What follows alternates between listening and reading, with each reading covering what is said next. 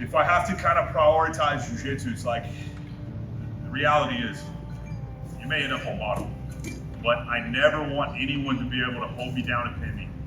So I never want anyone to be able to get a top position, keep a top position, and me not be able to escape somewhat. Maybe it's just escape to the guard, but that's still escaping to where I have mobility and I have the ability to use my legs to fight in more dynamic manner to defend myself.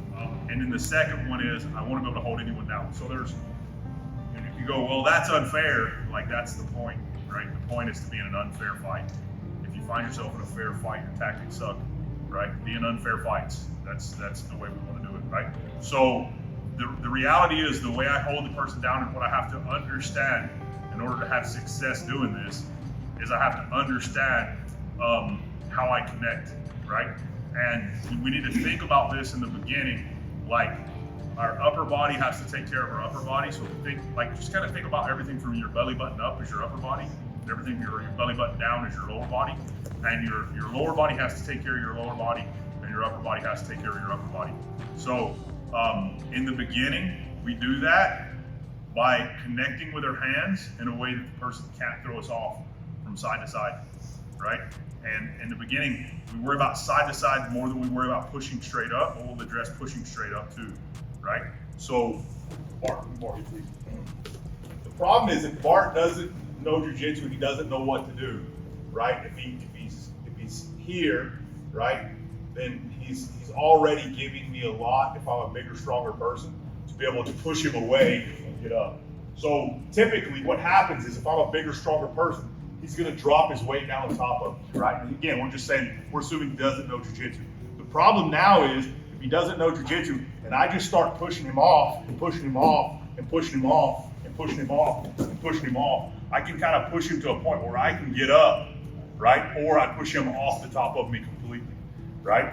So what he needs to do for his upper body, we're just talking about upper body now. So when I attack upper body, my hands have to stay above his belly button. So in other words, I can't push his hip now when I'm saying attack his upper body. My hands have to stay up here to try to push him off.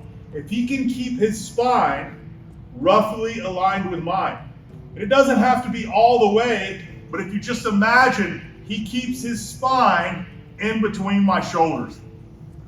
He can't let it get outside my shoulders ever, right? He has to keep it inside my shoulders. And the closer, the more narrow space he keeps it in between my shoulders, the better, the more aligned with my spine. So if I go to grab Bart here, the easiest way for him to do that, as soon as I start pushing him one direction, he senses what that is. He's going to hook under my neck. So if I push him to his right, he's gonna hook under my neck with the left and base with that one. And now freeze. See how he kind of gave me a lot. How close is his spine to being outside my shoulder? A little bit more of that. Does that feel stronger? Yeah. And you go, yeah, but you're closer to the direction I want to throw you this way, but I can't generate the momentum. So when I go to push him the other direction, freeze. Always make the hook under the neck first. I go to, yes.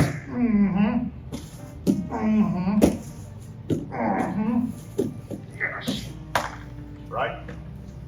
And the closer, the less our spine moves back and forth on this scale right here, the better, right? So a lot of times guys will go to shoot the arm under the neck and they'll do this. Man, think about shooting your arm all the way under and basing out with your hand so your head barely moves. Your head almost stays over the top of theirs, right? And then as they go to push you the other way, you're gonna feel like you're gonna fall. It's a little bit counterintuitive. Right now, we pretty much all probably are pretty confident. I'm not using my hooks well at all, okay? So I'll do it better in a minute, but for now, just my arms. Bart pushes me that way. What we don't understand is Bart pushes me the other way. This arm actually holds that too. So if he pushes me slowly, if I go, keep going. If I do, see how it moves when my arm comes under? So my elbow under and my arm hooking like this, push me this way. Yeah, push me the other way.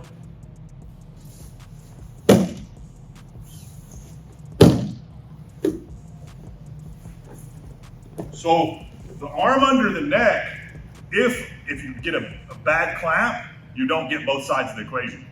If you get your elbow under and you scoop and cradle the neck, you actually get left-right stability. Now, I still want to make the handoff. Why? Because the person bumps their hips, they get real ballistic, they're very strong, they can still potentially escape. But the point is, the more I'm under the neck and I really scoop the neck deep, right? Notice I'm scooping it with my arm, not my hand, because my hand's shallow, so I scoop with my arm, which is deep, and base out right here. When he goes to push me in the other direction, I'm not in a hurry. I feel pretty safe, right? See if it worked on me.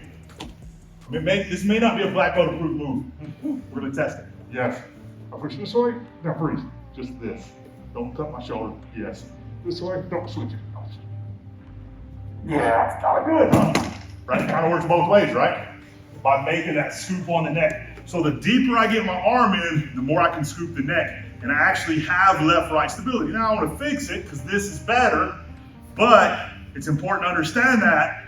Then we understand why we don't move the arm under the neck first.